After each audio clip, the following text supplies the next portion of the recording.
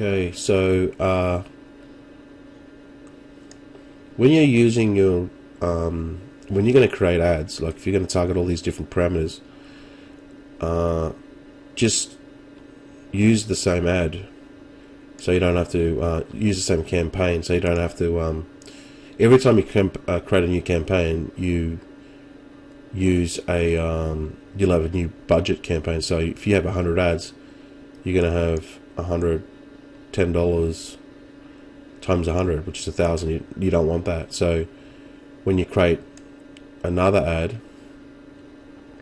you just use this. There'll be like a, see how it's already use an existing campaign. You want to click this one here, use an existing campaign. Otherwise, if you start a new campaign, it's going to be another campaign budget. You don't want that, unless you've got, you know, $300-400 a day to spend on PPC. And you know, I know guys that are spending, you know, ridiculous amounts, 30 to 50,000 a month. So you know, it's definitely definitely a lot of people are really doing well with this stuff if they're going to spend that much to get leads. So I just leave that to run continuously. Start with $10, and then with your campaign name, you can just change that later, or just write a name that relates to this campaign. And when you click into that campaign, obviously it's going to have all your ads. So switch to advanced pricing PPC. What I do is I optimize for clicks. I don't optimize for impressions, and then I do manual clicks bids, because I don't want to you know, I don't want to de-optimize for impressions, because once I know the click-through rate,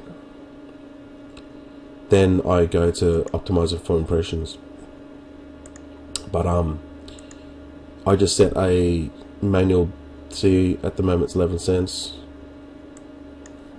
I would actually put, if it says 11 cents and it's the maximum is 20, I would put like the maximum.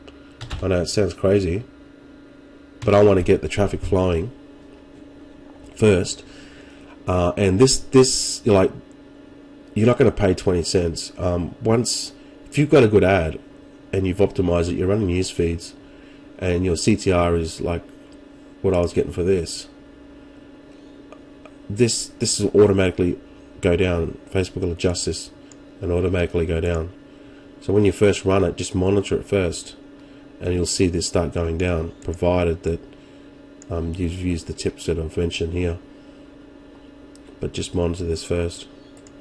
If this is high and you're still paying 19 to 20 cents a click, it's because your ad's not targeted to your audience. You need to go back and change your ad.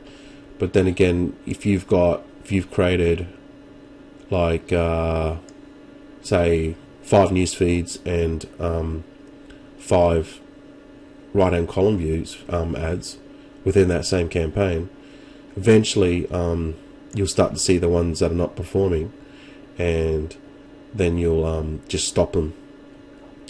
If you don't get traffic to your campaigns, your ads, if you don't get traffic to them, Facebook will automatically turn them off. They won't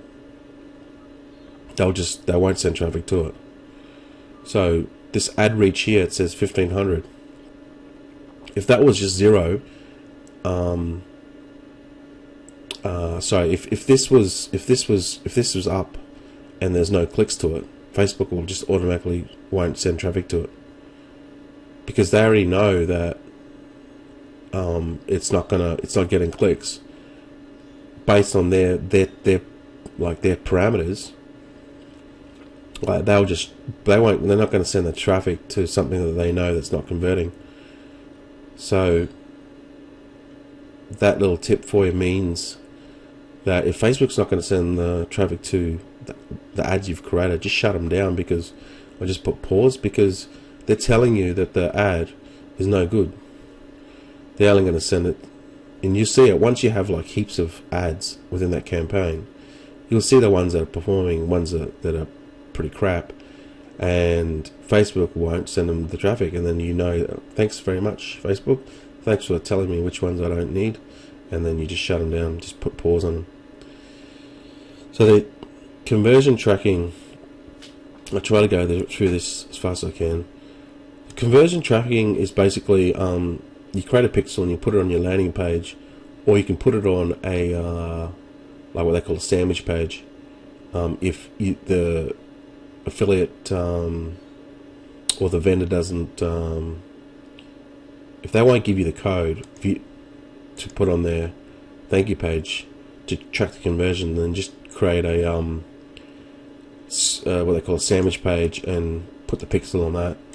It doesn't allow you to track it to the sale, but at least you'll know that your opt-in rate, because what you want to do is or your click-through rate.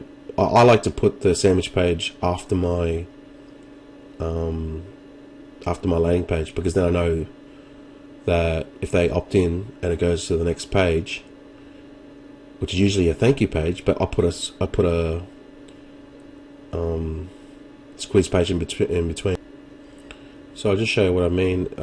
This will just be your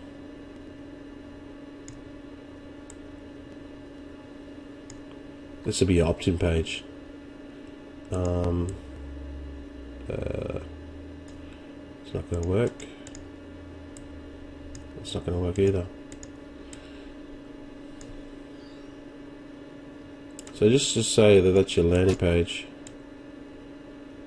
and this is where you're going to collect the opt-in. Okay, this is your opt-in page, landing page, whatever you want to call it. Once they opt in, you redirect to your thank you page.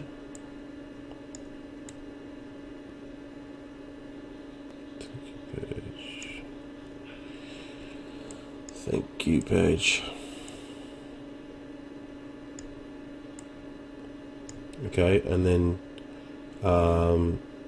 you might want to redirect them to the offer. Okay, so there's different ways of doing it. I'll show you in a minute what I mean.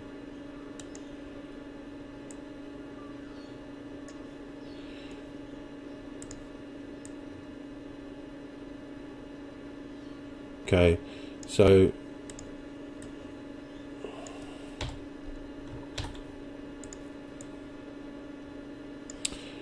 send the traffic from Facebook to your landing page. They opt in. They go to your thank you page, and you can put your code here in the HTML, and it'll tell Facebook that a conversion has been made, or a lead. From the drop down menu, I'll show you how to do that. The conversion or a lead has been made, and it'll show up in the Facebook account under reports, and that tells you that this guy here or this lady has opted in, and you've captured that lead in your autoresponder.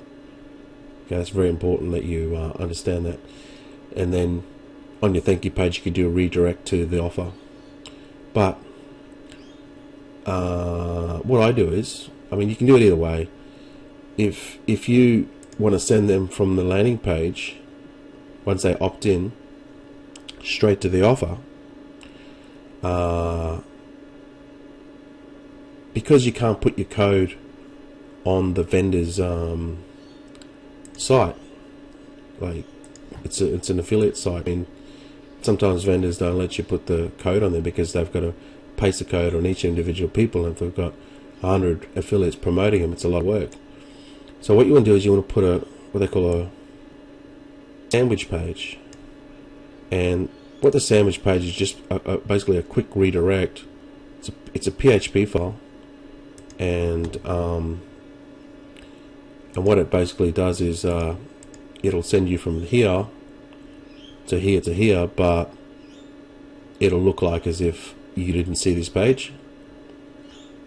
So let's just put sandwich page, and within that sandwich page is your code, and that's your Facebook That's your Facebook conversion code, which is in the HTML. But they won't see this because it'll literally be like a split second, not even that, a millisecond.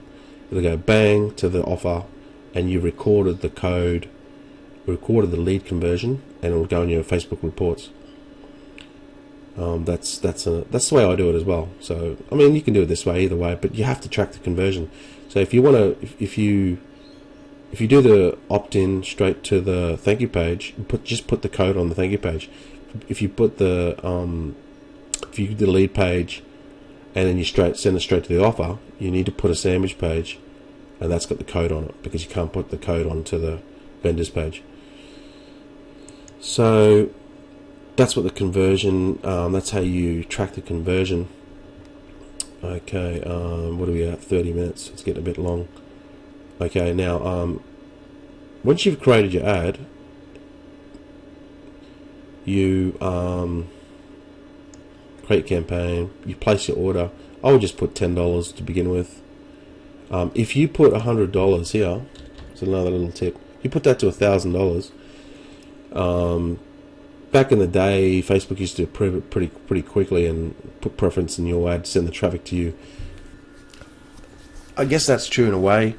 Obviously, they're going to send the traffic to the biggest campaign because they want to make the most money. But in saying that, you really want to watch it very, very closely, because if you spend $1,000, I think the limit's $1,000. If you spend $1,000, you can spend that within 5 minutes. You're going to be out of pocket. So I like to put 100. Click place order. Excuse me. And then once I get back into my ads manager, and it gets approved, then I switch it back to $10, because then once the traffic starts, then I switch it back to $10, because the traffic, I don't have to wait. So there's a little trick for you. Bit cheeky, but you know, sometimes you got to do these things. And let's see. Okay, this is your Power Editor. This will be basically the reason why we use Power Editor is because, and this is where it is in your campaigns under Ads Manager, Power Editor down here. The reason why we do use the Power Editor is because there's more parameters within Facebook that doesn't allow you to target within when you're creating your ad in your normal Ads Manager. That's why they've got the Power Editor, and it's got a lot more features. So I'll have to really go over this really quick because it's getting a bit dragging out a bit. So when you, and Power Editor is just basically it's like a sort of interface that you download, but you don't really download it. You download the data, but it's an online, it's a web-based system.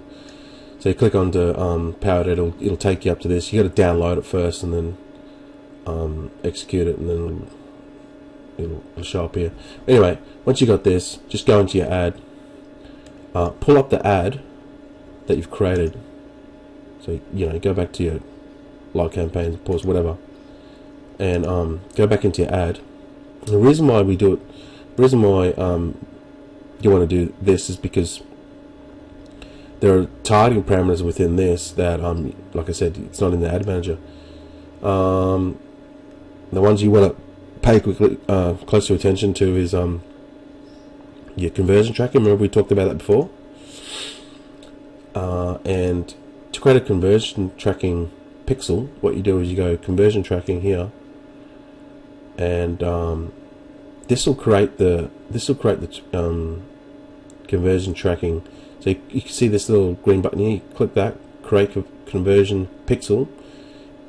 If you click that, it'll bring you up this.